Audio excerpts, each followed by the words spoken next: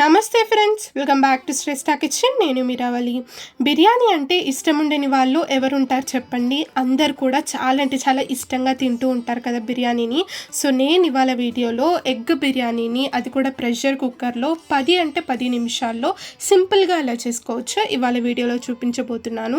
ఇది చాలా అంటే చాలా టేస్టీగా సూపర్గా ఉంటుంది. రైస్ కూడా పొడి పొడిలాడుతూ చాలా బాగా ఉంటుంది.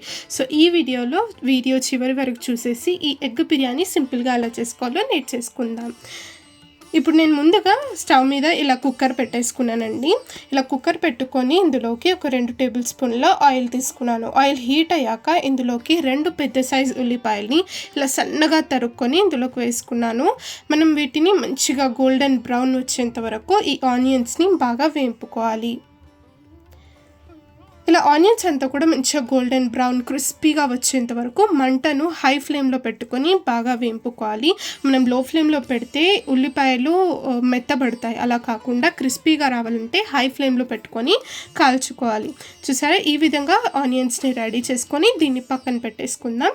ఇప్పుడు ఇదే ఆయిల్లో నేను ఇక్కడ 6 ఎగ్స్ని ఇలా మంచిగా బాయిల్ చేసుకొని పొట్టు తీసేసుకొని ఇందులోకి వేసుకున్నాను. ఇలా ఎగ్స్ని కూడా మంచిగా గోల్డెన్ బ్రౌన్ వచ్చేంత వరకు క్రిస్పీగా వేయించుకోవాలి. ఇందులోకి చిటికెడు పసుపు, ఒక 1/2 స్పూన్ అంత కారం, మనకు కొంచెం ఇక్కడ సాల్ట్ వేసుకొని ఇలా మంచిగా వీటిని బాగా వేపుకోవాలి.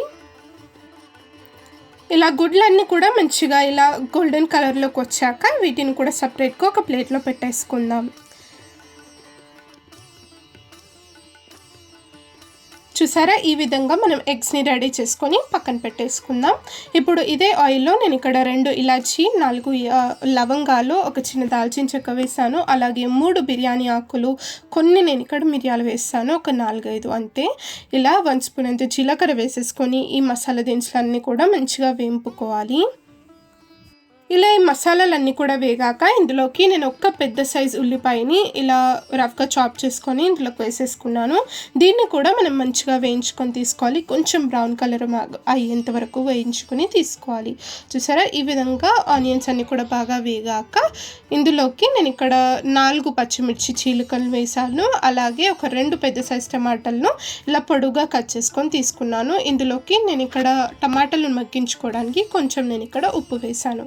ఇలా ఉప్పు వేసేసుకొని టమాటాలు కూడా సాఫ్ట్గా మగ్గిపోయేంత వరకు మంచిగా వేయించుకోవాలి.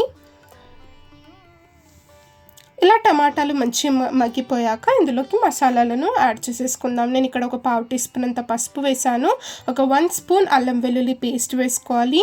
అలాగే నేను ఇక్కడ ఒక 1 స్పూన్ అంత కాశ్మీరీ మిర్చి పౌడర్ వేసాను మంచి కలర్ కోసం. అలాగే ఒక 1.5 టీ స్పూన్ మనం రెగ్యులర్గా వాడుకునే మిర్చి పౌడర్ వేసుకోవాలి. 1/2 స్పూన్ అంత ధనియాల పొడి, 1/2 స్పూన్ గరం మసాలా, అలాగే 1 స్పూన్ నేను ఇక్కడ బిర్యానీ మసాలా వేస్తున్నాను. మంచి బిర్యానీ ఫ్లేవర్ వస్తుందన్నమాట మనకు ఎగ్ బిర్యానీకి. అలాగే మనకు బిర్యానీకి సరిపడ ఉప్పు అంతా కూడా నేను ఇక్కడ వేసేసుకున్నాను. ఇప్పుడు ఈ మసాలాలను కూడా ఈ మిశ్రమంలో మంచిగా కలిపేసుకోవాలి. మంటను లో ఫ్లేమ్లో పెట్టుకొని మాత్రమే ఈ ప్రాసెస్ చేసుకోవాలి. హై ఫ్లేమ్లో పెడితే మసాలాలు మాడిపోతాయి. ఇలా ఇవన్నీ కూడా బాగా కలుపుకున్నాక ఒక 2 టేబుల్ స్పూన్ల పెరుగును నేను ఇలా మంచిగా మిక్స్ చేసుకొని ఏముండలు లేకుండా మిక్స్ చేసుకొని ఇందులోకి వేసుకున్నాను. ఇలా పెరుగు వేసుకున్నాక దీన్ని కూడా మంచిగా మిక్స్ చేసేసుకుందాము.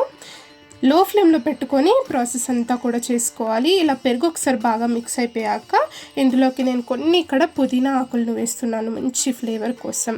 ఇలా పుదీనాలను కూడా వేసుకున్నాక ఒకసారి బాగా కలిపేసుకుందాం. ఇలా ఇవన్నీ మనకు మంచిగా మగ్గుతున్న సమయంలో నేను ఇక్కడ ఒక 2 కప్స్ బాస్మతి రైస్ తీసుకున్నాను. దీన్ని మంచిగా ఇలా వాష్ చేసుకొని దీన్ని పక్కన పెట్టేసుకుందాం. దీన్ని నానబెట్టాల్సిన పని లేదంటే, ఎందుకంటే మనం కుక్కర్లో చేసుకుంటున్నాం కాబట్టి. ఇలా మనము పక్కన పెట్టేసుకుని ఇదంతా కూడా చూడండి మసాలాలు మంచిగా ఇందులో మగ్గిపోయాయి. ఇప్పుడు మనం వాష్ చేసి పెట్టుకున్న ఈ బాస్మతి రైస్ అంతా కూడా ఇందులోకి వేసేసుకుందాం. ఇలా బాస్మతి రైస్ వేసుకున్నాక ఒకసారి బాగా కలిపేసుకోవాలి. ఇలా కలుపుకున్నాక ఇందులోకి వాటర్ యాడ్ చేసుకుందాం. నేను ఇక్కడ 2 కప్స్ రైస్కి 2.5 కప్స్ నేను ఇక్కడ వాటర్ వేస్తున్నాను. అంటే 1 కప్ రైస్కి 1 కప్ వాటర్ వేసుకోవాలి. మీది నుండి ఒక పావు గ్లాస్ అంత వాటర్ కూడా వేసుకోవాలి. అలాగైతే మనకు బిర్యానీ పొడి పొడిలాడుతూ సూపర్ టేస్టీగా ఉంటుంది. ఇలా వాటర్ వేసేసుకున్నాక ఇందులోకి పుదీనా ఆకులు, కొత్తిమీర వేసేసుకొని ఇలా మనం ముందుగా ఫ్రై చేసి పెట్టుకున్న గుడ్లన్నీ కూడా ఇందులోకి వేసేసుకోవాలి. ఇలా ఎగ్స్ వేసుకున్నాక ముందుగా మనం ఫ్రై చేసి పెట్టుకున్న క్రిస్పీ ఆనియన్స్ ఉన్నాయి కదా, ఆనియన్స్ అన్నీ కూడా ఇప్పుడు వేసేసుకోవాలి. ఆ తర్వాత మరికొన్ని పుదీనా ఆకులు అలాగే కొత్తిమీర కూడా వేసేస్తున్నాను.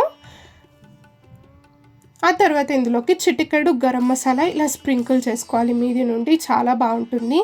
గరం మసాలా వేసుకున్నాక నేను ఇక్కడ నిమ్మరసం వేస్తున్నాను. ఒక 1 స్పూన్ అంతా వేసుకోవాలి. ఇలా నిమ్మరసం వేసుకున్నాక మంచిగా లిడ్ని క్లోజ్ చేసేసి ఒక 2 విజిల్లు వచ్చేంత వరకు హై ఫ్లేమ్లో మనం కుక్ చేసుకోవాలి. ఇలా హై ఫ్లేమ్లో పెట్టుకొని విజిల్ వచ్చేంత వరకు మంచిగా ఉడికించుకోవాలండి అన్నంని. ఇలా విజిల్ వచ్చాక మనము మంటను ఆపేసి ఇదంతా కూడా ప్రెషర్ అంతా కూడా రిలీజ్ అయ్యేంత వరకు అలానే వదిలేయాలి. ఈ ప్రెషర్ అంతా కూడా పోయాక మనము లిడ్ని ఓపెన్ చేసి చూడొచ్చు. చూడండి, ఇక్కడ మనకు రైస్ అంతా కూడా మంచిగా రెడీ అయిపోయింది, మెత్తగా ఉడికిపోయింది పర్ఫెక్ట్గా రైస్ అంతా కూడా. చూడండి, మంచిగా మనకు బిర్యానీ అయితే రెడీ అయిపోతుంది, అది కూడా జస్ట్ 10 మినిట్స్లో. ఇలా చూడండి ఎంత టేస్టీగా కనిపిస్తుందో అసలు. చాలా అంటే చాలా టేస్టీగా కుదిరింది బిర్యానీ కూడా. అందరు కూడా చాలా ఎంజాయ్ చేస్తూ తిన్నారు ఇంట్లో కూడా. మీరు కూడా తప్పకుండా ఈ బిర్యానీ ట్రై చేసి మీ ఫ్యామిలీ వాళ్ళకి తినిపించండి. పిల్లలు కూడా చాలా ఇష్టంగా తింటారు దీన్ని. ఈ వీడియో నచ్చినట్లయితే తప్పకుండా వీడియోని లైక్ చేయండి, మన ఛానల్ని సబ్స్క్రైబ్ చేసుకొని పక్కనే ఉన్న బెల్ ఐకాన్ని కూడా ప్రెస్ చేయండి. Thank you for watching.